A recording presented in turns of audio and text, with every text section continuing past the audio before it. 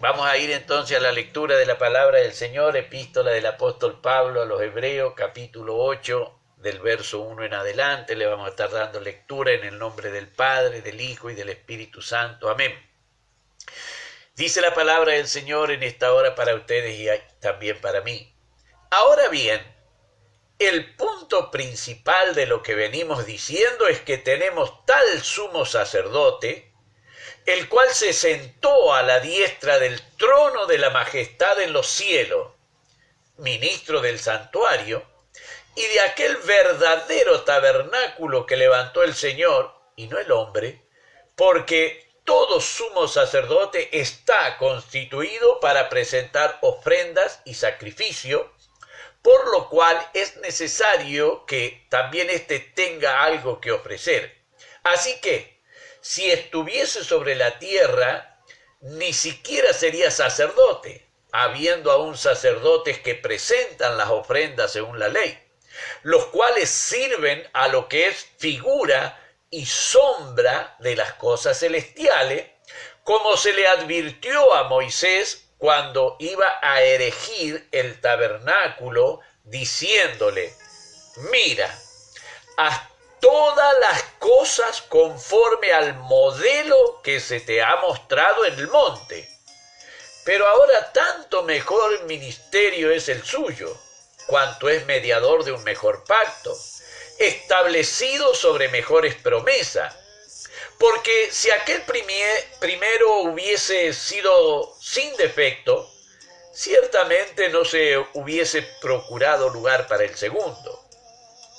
Porque reprendiéndolo dice: he aquí vienen días, dice el Señor, en que estableceré con la casa de Israel y la casa de Judá un nuevo pacto, no como el pacto que hice con sus padres el día que los tomé de la mano para sacarlo de la tierra de Egipto, porque ellos no permanecieron en mi pacto, y yo me desentendí de ellos, dice el Señor. Por lo cual, este es el pacto que haré con la casa de Israel después de aquellos días, dice el Señor. Pondré mis leyes en la mente de ellos y sobre su corazón las escribiré. Y seré a ellos por Dios, y ellos me serán a mí por pueblo.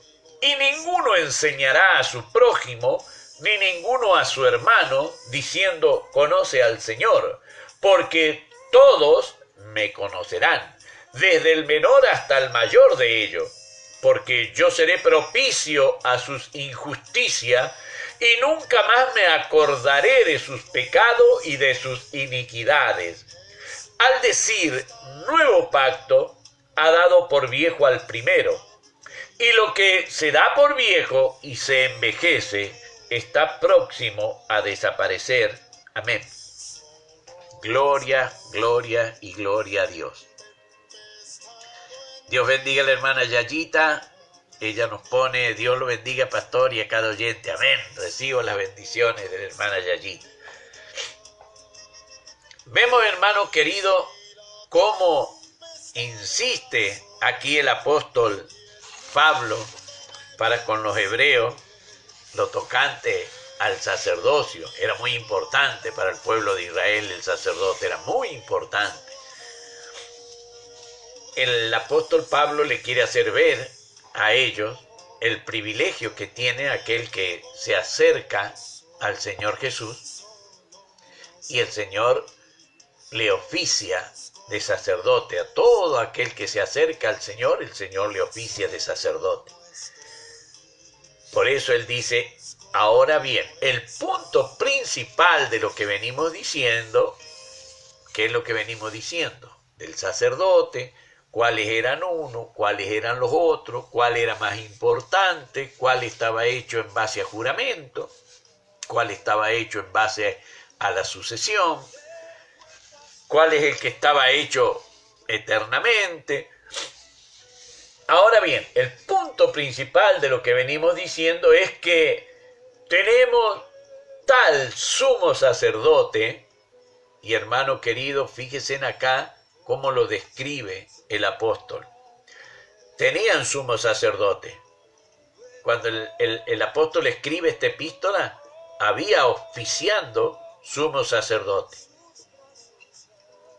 Anás y Caifás eran sumos sacerdotes en la época del apóstol Pablo. Pero él dice, en este caso, tenemos tal sumo sacerdote, el cual se sentó a la diestra del trono de la majestad en los cielos. No estaba ministrando aquí en la tierra este tal sumo sacerdote.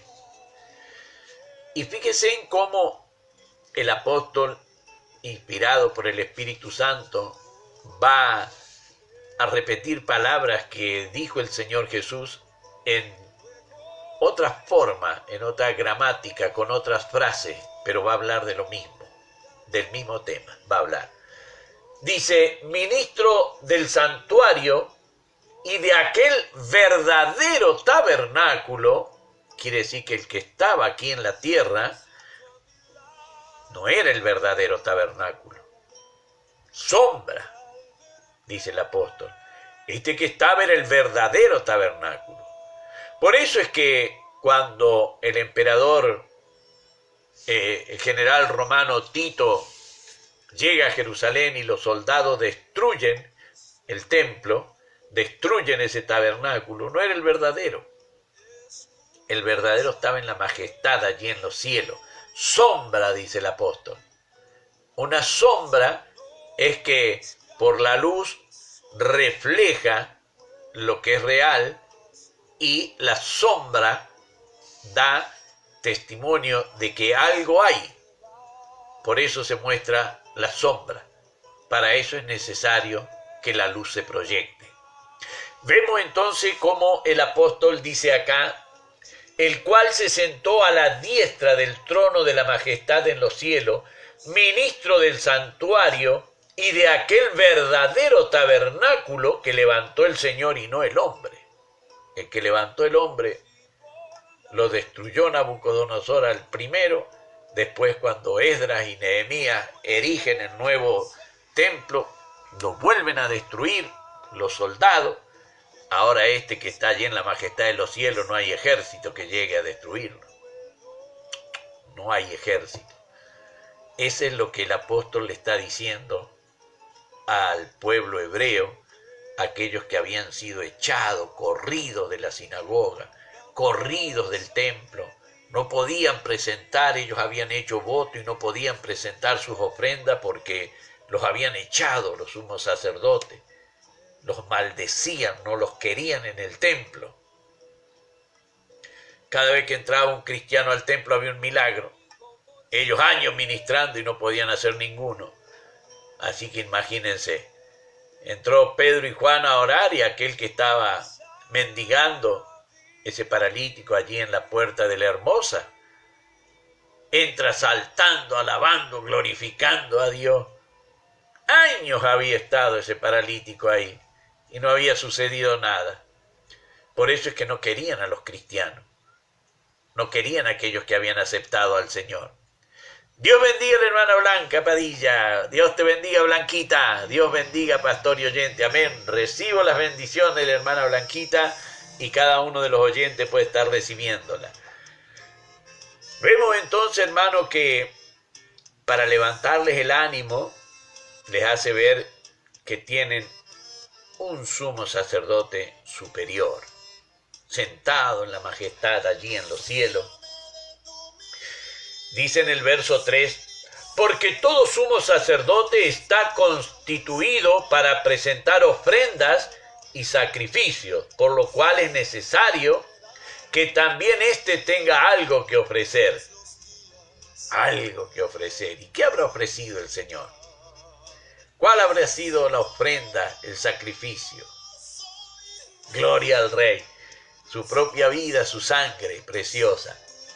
Dice la palabra del Señor, así que si estuviese sobre la tierra, ni siquiera sería sacerdote, porque en la tierra imperaba el levirato todavía, y él no era de la tribu de Leví. Él era de la tribu de Judá. Él no era descendiente de los coatitas que tenían que ministrar. Él era descendiente de Judá, descendiente de la tribu del rey David y de Salomón. Dice, habiendo aún sacerdotes que presentan las ofrendas según la ley, los cuales sirven a lo que es figura y sombra de las cosas celestiales. Figura y sombra de las cosas celestiales. Y acá se toma tiempo para hacerle ver a estos hebreos, a estos que habían aceptado al Señor y los habían corrido de la sinagoga y los habían corrido, no podían ir al templo. Acá les hace ver a él. Dice, como se le advirtió a Moisés cuando iba a erigir el tabernáculo, diciéndole, mira, haz todas las cosas conforme al modelo que se te ha mostrado en el monte. Todas las cosas conforme al modelo que se te ha mostrado en el monte. Dios lo bendiga, Pastor Osvaldo y oyente. Recibo las bendiciones del hermano Jorgito y reciba cada una de las oyentes. Hermano, todas las cosas, le dice el Señor, mira, haz todas. ¿Cómo cree, hermano querido, que tuvo que ungir Moisés a Aarón? ¿Cómo cree que tuvo que ungir a Eleazar? ¿Cómo cree que tuvo que practicar esos bautismos, que no estaba la palabra bautismo en el hebreo ni en el griego, sino que eran libaciones y lavamiento? ¿Cree que fue sumergido a Aarón, Eleazar? ¿Cree que fue sumergido cuando le dijo, lavarás a Aarón y a Eleazar? ¿Cree que lo sumergió Moisés? Mira, le dijo, le advirtió Dios, mira, haz todas las cosas conforme al modelo. Todas las cosas, no algo, no algunas cosas, todas conforme al modelo. Había que consagrar al sumo sacerdote. ¿Cómo lo consagraría? ¿Cómo le parecería a él? ¿O como le dio la orden Dios que lo consagrara? ¿Cómo lo lavaría? ¿Cómo le parecería a él? ¿O le diría, vayan Aarón, Eleazar, vayan y zambúllanse, sumérjanse y vengan para acá? ¿O tenía que él oficiar el lavamiento? Mira, haz todas las cosas como se te ha mostrado en el monte, conforme al modelo que se te ha mostrado en el monte. Verso 6. Pero ahora tanto mejor ministerio es el suyo, cuanto es mediador de un mejor pacto, establecido sobre mejores promesas. Porque si aquel primero hubiese sido sin defecto, ciertamente no se hubiera procurado lugar para el segundo. El pacto sin defecto. ¿Cuál era el defecto que tenía aquel pacto? ¿Dios lo había creado defectuoso? No.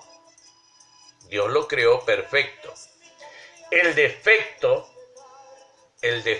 del pacto era que el pueblo abandonó el pacto. Y si el pueblo abandonó el pacto, se volvió defectuoso el pacto. Yo no puedo pactar conmigo mismo. Para que haya pacto se necesita al menos dos. Por eso Dios le dice al pueblo de Israel que invalidaron, abandonaron, dejaron mi pacto. Dios lo había hecho al pacto. Es mentira que el hombre pueda hacer pacto con Dios. El hombre no puede hacer pacto con Dios. ¿Se puede allegar al pacto que Dios hizo? Sí, el hombre se puede allegar al pacto.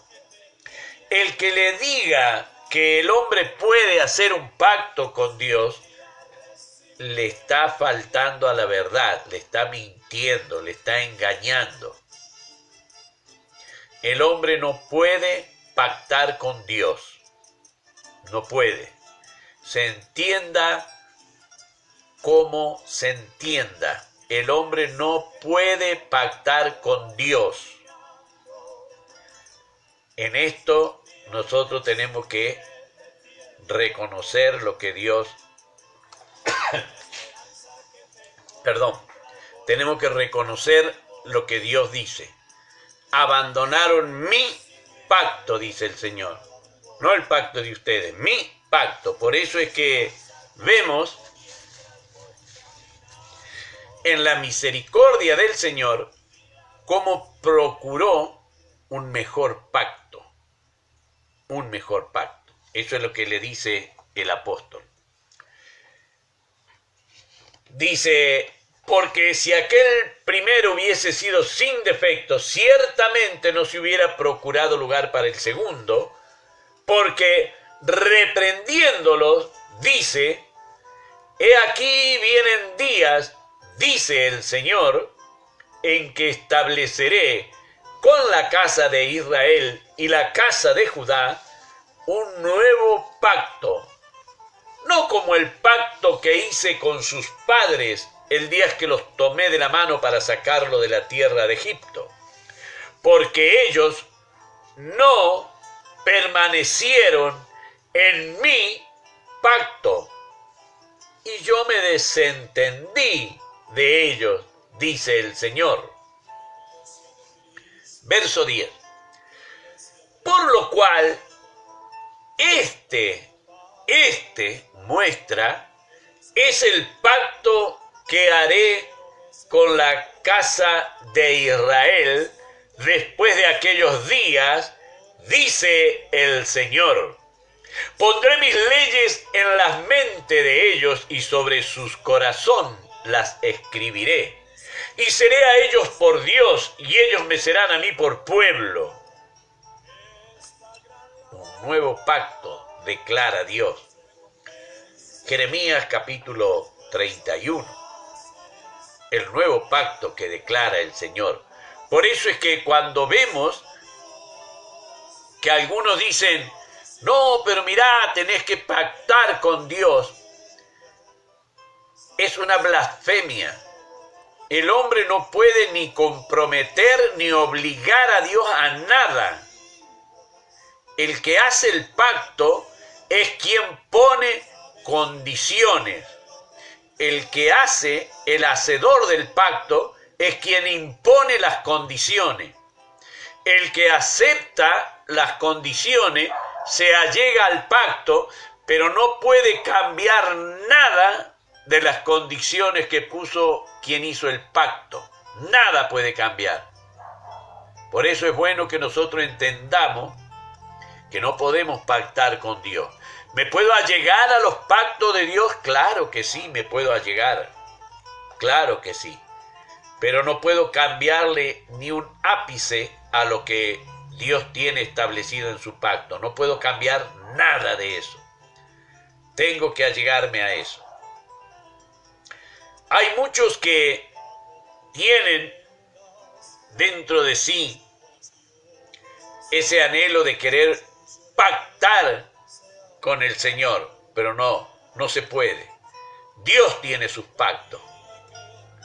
¿Yo me puedo allegar al pacto de Dios? Claro que sí, me puedo allegar, pero no puedo yo hacerle un pacto a Dios y comprometerlo a Dios. No puedo comprometerlo a Dios haciendo un pacto. Dice, verso 11, y ninguno enseñará a su prójimo, ni ninguno a su hermano, diciendo, conoce al Señor, porque todos me conocerán, desde el menor hasta el mayor de ellos, porque seré propicio a sus injusticias, y nunca más me acordaré de sus pecados y de sus iniquidades.